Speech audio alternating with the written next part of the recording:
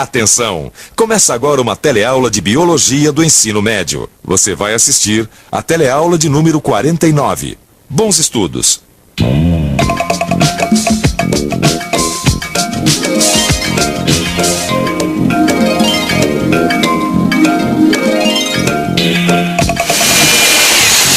Pronto, mãe. Tá aqui o remédio da vovó. Ah, ainda bem, porque o remédio dela já está no fim e ela não pode ficar um dia sem tomar insulina. É, eu sei, ela tem diabetes. Acontece que o organismo dela não produz insulina suficiente. Então a quantidade de açúcar no sangue fica muito alta. Aí já viu, né? Mas como é que é fabricada essa insulina vendida como remédio? Isso é o que nós vamos ver na teleaula de hoje. Nessa teleaula você vai conhecer o DNA, o material genético de todas as células dos seres vivos.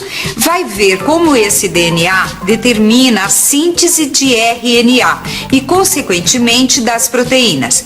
E, por fim, você vai ver que hoje já é possível introduzir genes humanos em bactérias, plantas e animais.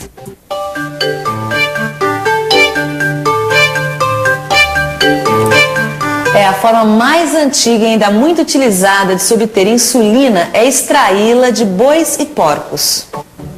A insulina que o pâncreas desses animais produz é bem parecida com a insulina humana e exerce as mesmas funções no nosso organismo. Mas acontece que tem muita gente que é alérgica a essa insulina extraída de bois e porcos. Por isso que o homem teve que desenvolver um outro método para produzir insulina, a partir de bactérias. Para você entender direito como é esse processo, você precisa conhecer primeiro um ácido nucleico, o DNA. Primeiro o RNA, agora o DNA. Essa pessoa gosta mesmo de fazer a gente pesquisar, hein? Bom, o RNA a gente já sabe, né, que é necessário para a produção de proteínas no nosso organismo. Mas e esse DNA, hein? Olha só, Renato.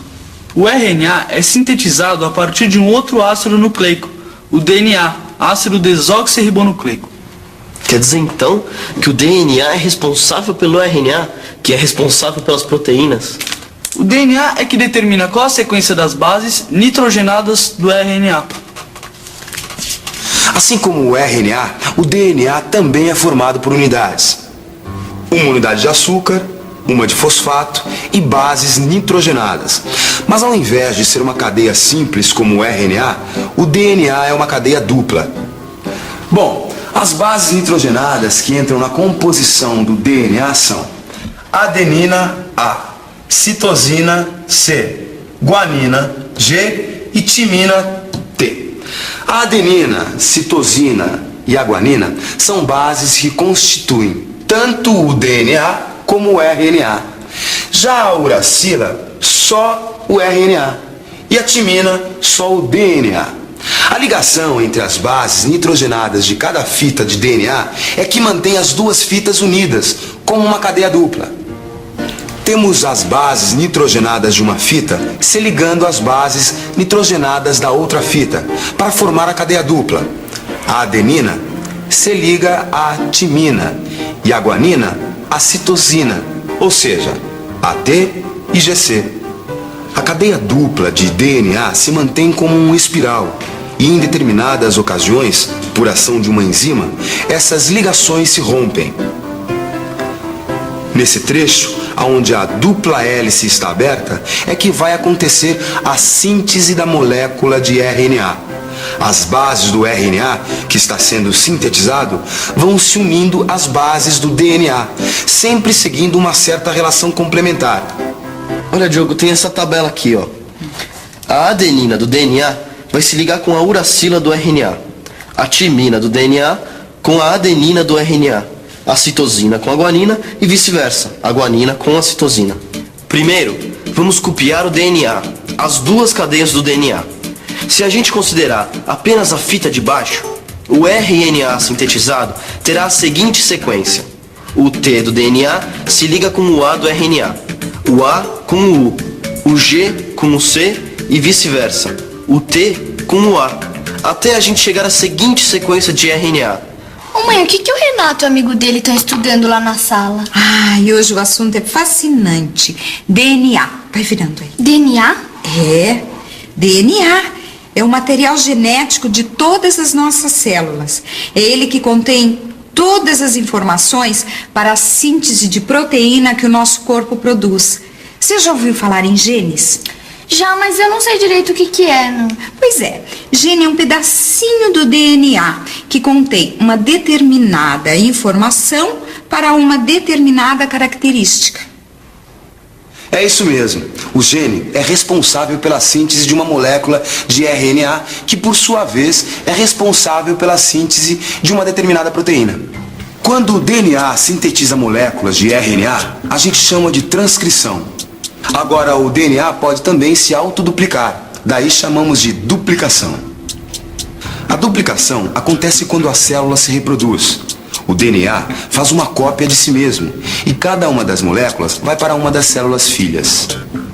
Na duplicação, eventualmente pode acontecer a troca de uma das bases, o que resulta na síntese de uma molécula de DNA ligeiramente alterada.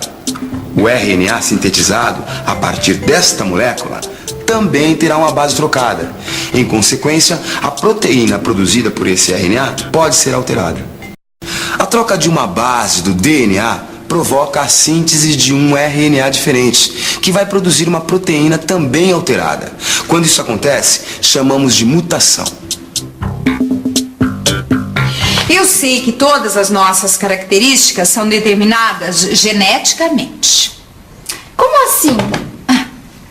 Como assim? A cor dos olhos, a cor da pele, o jeito do cabelo, a produção de cada um dos nossos hormônios, o tipo de sangue, tudo isso está nos genes, nessas informações contidas no DNA. E essas informações são passadas de geração para geração. Então quer dizer que tudo que eu sou está nos meus genes, nos DNAs. Isso. E esses genes vêm de você e do papai. Exatamente. Metade da mamãe, metade do papai.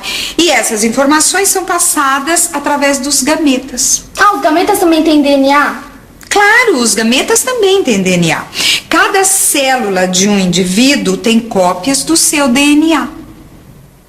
As bactérias também têm DNA como material genético e produzem RNA para sintetizar proteínas. A bactéria da espécie Escherichia coli tem um segmento de DNA que possui de 4 a 5 mil genes. Além disso, essa bactéria tem porções circulares de DNA espalhadas pelo citoplasma, que são os plasmídios. Quando a célula da bactéria se multiplica, cada célula filha recebe cromossomos e plasmídios iguais aos da célula mãe. As bactérias se reproduzem muito rapidamente. A Escherichia coli leva cerca de 20 minutos para se multiplicar e produzir outras células. A cada multiplicação, todo o material genético é duplicado, inclusive os plasmídios. Os plasmídios não são essenciais para a vida da bactéria, por isso é que eles podem ser utilizados para a produção de proteínas que o homem precisa.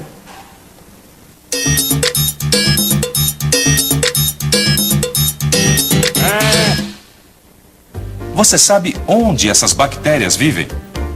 As Escherichia coli vivem no nosso intestino, mas não fazem nenhum mal ao ser humano.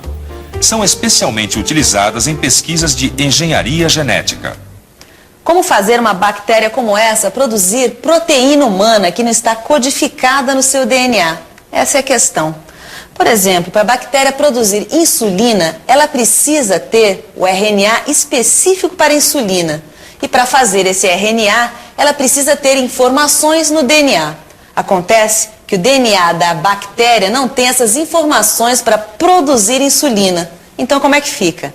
Aí que entra a engenharia genética. Atualmente, é possível introduzir segmentos do DNA humano no DNA de algumas bactérias. Nossa, que legal, cara. Já pensou nisso? Dá pra você introduzir genes de um ser vivo no outro. Mas como será que isso é possível?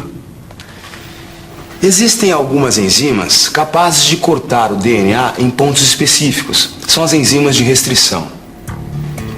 Essas enzimas reconhecem locais onde existem determinadas sequências de bases nitrogenadas e rompem as ligações, sempre nos mesmos locais.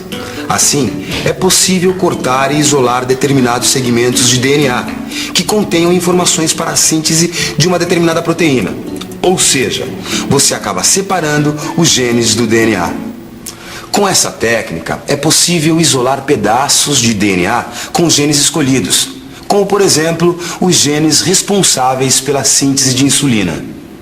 Utilizando outra enzima, é possível introduzir os genes do DNA humano no DNA dos plasmídeos da bactéria. Essa enzima refaz as ligações entre as moléculas de DNAs.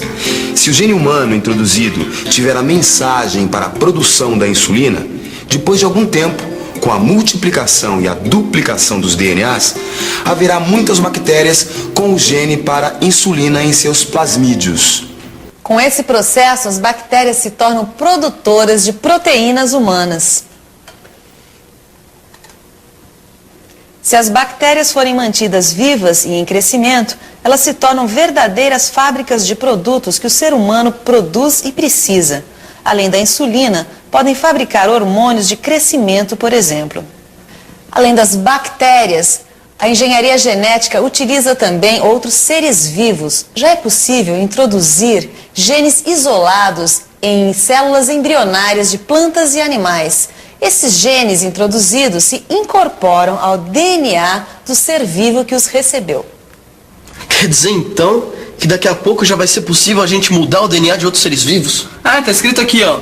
As perspectivas das pesquisas e do aprimoramento das técnicas de recombinação de DNA tornam possível corrigir doenças hereditárias.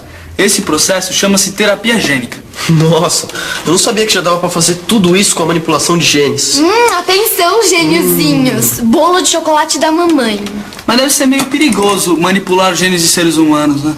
Bom, enquanto meu amigo Diogo aqui se preocupa com o futuro da biotecnologia, eu vou atacar esse bolo de chocolate delicioso. E você fica com a revisão. E atenção, se liga aí que é hora da revisão. Na teleaula de hoje, você viu que o DNA, material genético de todas as células vivas, é formado por uma cadeia dupla de açúcar, fosfato e bases nitrogenadas. Quando essa dupla hélice se rompe, podem acontecer dois processos. A transcrição, quando o DNA sintetiza moléculas de RNA que vão, por sua vez, sintetizar as proteínas. Ou pode acontecer também a duplicação, quando o DNA faz uma cópia de si mesmo. Você viu também que, nas bactérias, uma parte do DNA pode ficar em estruturas chamadas plasmídeos, espalhadas pelo citoplasma das células. Técnicas de engenharia genética já desenvolveram processos que introduzem os genes humanos em bactérias e as transformam em verdadeiras fábricas de substâncias que o homem precisa. Não falei que essa teleaula era fantástica? Gostou, né? Se você gostou dessa, aguarde a nossa próxima teleaula. Será a última do curso de Biologia. Até lá!